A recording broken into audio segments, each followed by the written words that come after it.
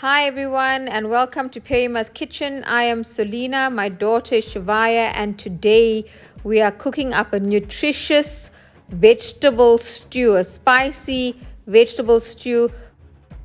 Essentially, once I've done my shopping or my veggie shopping, I have specific ingredients for every single curry, but I take a little bit from all of my vegetables and I set it aside so I can make my stew. You can use whatever veggies you have or whatever's left over. It's the ultimate satisfying, spicy vegetable stew that you could ever need. You will need a deep pot for the stew. Let's get cooking. To my pot, I've added 2 tablespoons of oil. If you are following Never Hungry recipes, please use 2 tablespoons of coconut oil.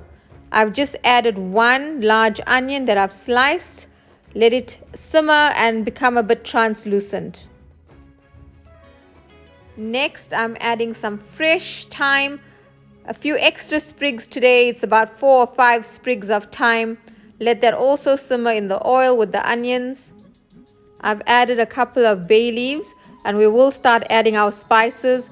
We don't want it to be too overpowering, so it's not going to be a lot of spices. It's just a gentle heat. First is roasted dhania powder, 1 heaped teaspoon.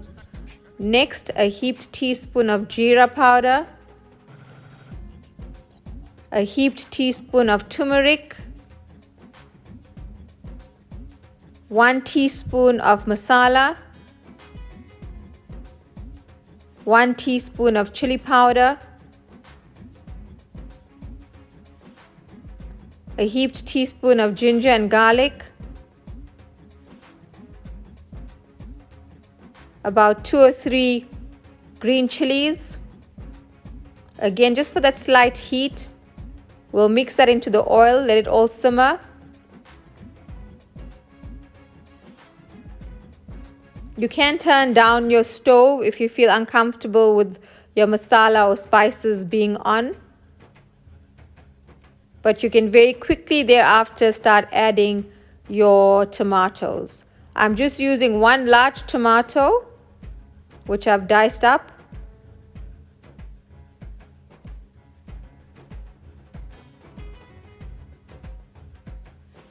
We will let that simmer for a few minutes just to break down the tomatoes. After a few minutes, my tomatoes have broken down. You can start adding your vegetables now. If you are using potatoes, add them first, then the rest of the vegetables. Today I'm using brinjals and other veggies. So I'm adding my brinjals and my cauliflower first. I will let that simmer for a while and then add the rest of my ingredients. I don't like my vegetables overcooked.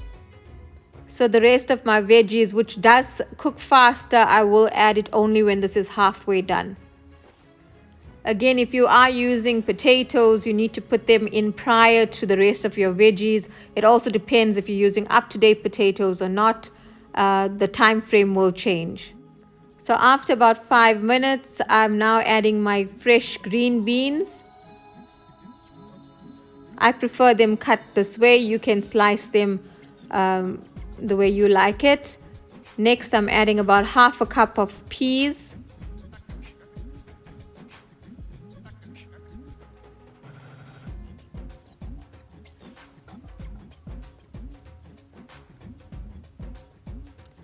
Followed by some carrots.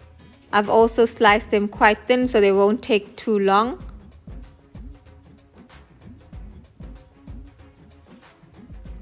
And some sliced mushrooms.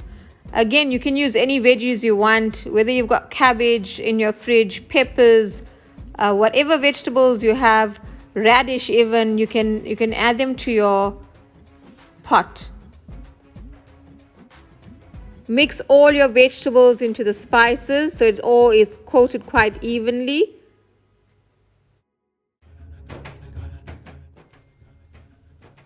I'm now adding my rough salt to taste. So I'm going to start adding some boiling water. I'm adding extra because I want it to be like a stew, like a broth. If you're turning it into a mixed veg curry, then don't use so much of water. I've used approximately 2.5 cups of boiling water, so that's about 600 milliliters of water. You can now turn your stove down to a low heat and let your veggies cook gently for about 10 to 15 minutes. It's just been over 10 minutes. I'm going to add my final 2 vegetables. I've taken 2 gem squash and I've boiled it separately. I've then diced it in 2, removed all the seeds and then cut them up in quarters. So they are already done. I'm just adding it to the stew so it can absorb a little bit of that gravy.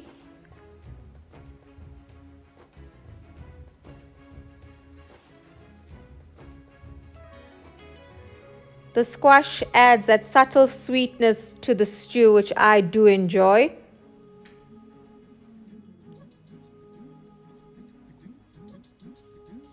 Ensure all of your pieces are submerged into your gravy. We want that awesome flavor to penetrate into the squash. And finally, I'm adding spinach. I'm adding a bunch of spinach.